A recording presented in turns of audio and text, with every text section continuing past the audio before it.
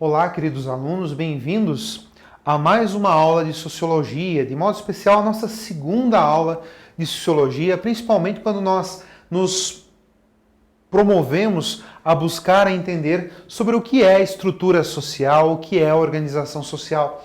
Nós já temos debatido muito e entendido que a questão social, a sociedade, ela não se compõe apenas de um mero conjunto de pessoas, mas ela é um organismo vivo, é um organismo em que pessoas interagem e que na medida em que essas pessoas interagem, então, ela se torna o que nós denominamos como sociedade. De modo mais interessante, de modo mais específico, nós vamos um pouquinho agora falar nessa aula sobre a responsabilidade social dos seres humanos que constituem, que fazem parte da sociedade.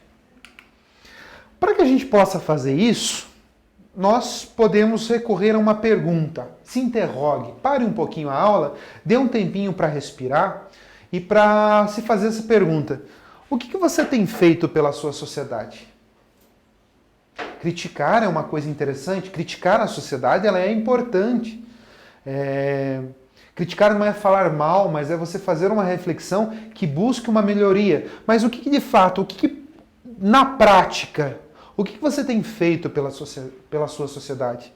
No seu proceder, no seu ir ao shopping, no seu estar em casa, no seu estar em sala de aula, o que você tem feito para que a sua sociedade se torne melhor ou não? E ao mesmo tempo, para que a gente possa responder essa pergunta, a gente tem que ter a seguinte visão. Eu preciso sair de uma visão micro e entrar numa visão macro.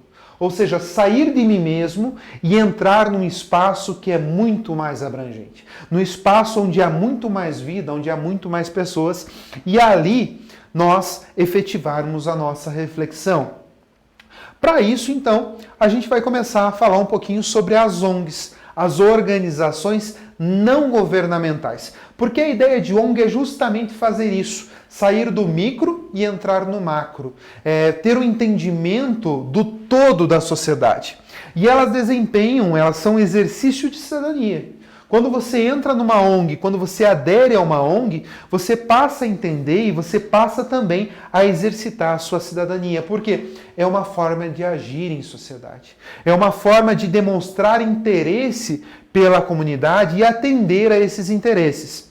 Para que uma ONG possa ser considerada uma ONG, para que ela tenha essa característica muito forte de organização não governamental, além de não se associar a um poder público, primeiro, ela precisa ter uma característica sem lucro, sem fins lucrativos. Isso não significa que ela não possa arrecadar dinheiro. A diferença é que o dinheiro arrecadado precisa ser revertido frente à própria ONG. Ou seja, esse dinheiro arrecadado precisa atender aos interesses da comunidade. Outra questão, a ONG ela também é monotemática, ou seja, a ONG ela precisa defender um tema só.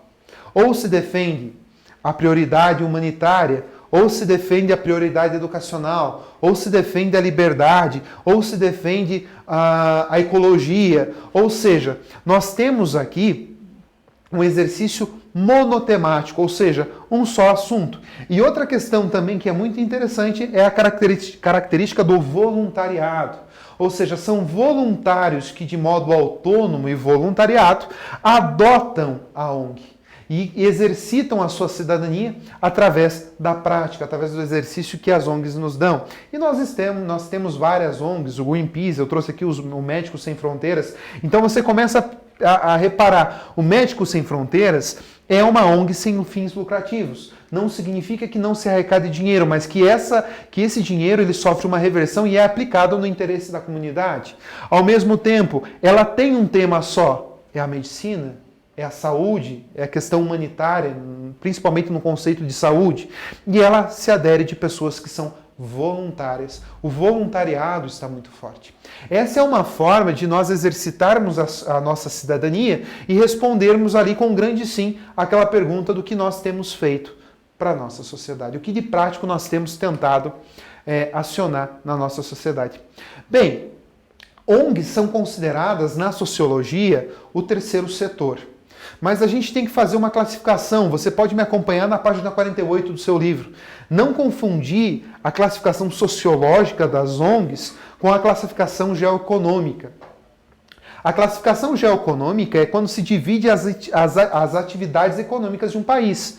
Então você pode ter um primeiro setor dentro do geoeconômico, que são as atividades agropecuárias e extrativistas. Você tem um segundo setor, que é a atividade industrial. Você tem o terceiro setor, que são atividades de comércio. Quando a gente provém ou a gente vem até a prestação de serviços sociais dentro do campo da sociologia nesse momento, você vai enquadrar o terceiro setor das ONGs justamente nesse contexto. São entidades da sociedade civil. Se lá na sociologia a prestação de serviços está lá, o primeiro setor é o governo, através de taxas, impostos, então essas taxas, esses impostos, eles são revertidos para o bem da comunidade, para o bem da sociedade. Você tem lá a indústria e o comércio que busca defender a possibilidade da propriedade privada e de lucro sobre esses bens. E o terceiro setor, que são as entidades da sociedade civil, que buscam então mobilizar recursos privados para uma finalidade pública, sem uma relação com o Estado. Aí a gente chega também num contexto interessante de nós refletirmos, que é sobre a responsabilidade social das empresas. Se por um lado nós temos as ONGs funcionando e buscando aí um mundo melhor, buscando atender os interesses da sociedade, nós temos a responsabilidade social das empresas. O que é uma responsabilidade social empresarial? Futuros empresários que me assistem agora. Na verdade, é quando você repensa a missão da sua empresa. Você repensa o lucro da sua empresa e de forma voluntária busca uma sociedade melhor. Esse slogan de uma empresa socialmente responsável é muito importante no nosso dia a dia e é fortalecido pelas mídias. Repare que cada vez mais, quando você vai ao supermercado, as pessoas têm cada vez mais reparado nas embalagens e algumas pessoas começam a perceber se aquela empresa ela é socialmente responsável. Existe uma responsabilidade empresarial interna, que é quando o empresário reverte os lucros da empresa em benefícios aos seus funcionários. Ou seja, existe uma responsabilidade, ou seja, é o plano de saúde, uma vida adequada, de repente um auxílio escolar para os filhos. Ou seja, existe uma responsabilidade interna com aquele funcionário. Ele é necessário para mim, por isso eu preciso cuidar dele. Ao mesmo tempo, a empresa também pode estar dentro de uma responsabilidade social externa, que é quando há uma empresa que pensa para fora, além dos seus funcionários, e procura proporcionar uma sociedade melhor. Ou seja, é a preocupação que eles têm com o que eles estão desempenhando na sociedade. Imagine uma fábrica de detergente, uma fábrica que se responsabilize. Poxa, então, já que nós produzimos o detergente, por que não reflorestar? Uma empresa que faça lá móveis de madeira. Se nós extraímos essa madeira, então vamos reflorestar o ambiente que nós devastamos. Isso é responsabilidade social dentro de um campo empresarial. Na medida em que eu atribuo à empresa esse valor, essa responsabilidade social, eu ganho força na mídia e o meu produto, teoricamente, ganha também mais valor. A gente precisa distinguir dentro desse campo das ONGs, dentro desse campo de responsabilidade empresarial, algumas questões importantes. Responsabilidade social e filantropia, elas andam juntas sim, só que elas têm algumas divisões que são interessantes para nós. A responsabilidade social sempre está associada à ideia de filantropia, mas o que significa? É você reverter algum lucro, é você reverter uma soma, é você reverter algo em prol de uma sociedade, em prol do todo. É você retribuir aquilo que você tem. Ou seja, o empresário que tem um grande lucro naquele ano, ele retribui então a sociedade em que ele está, fazendo uma creche, reflorestando, auxiliando as comunidades que estão próximas ali à empresa dele. Aqui surge uma crítica muito forte ao fator da filantropia. O que seria a filantropia?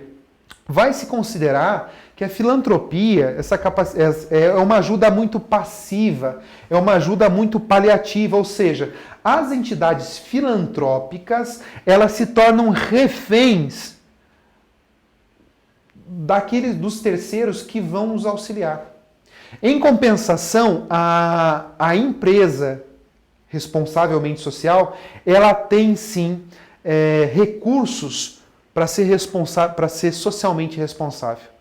Imagina que você abre uma ONG filantrópica.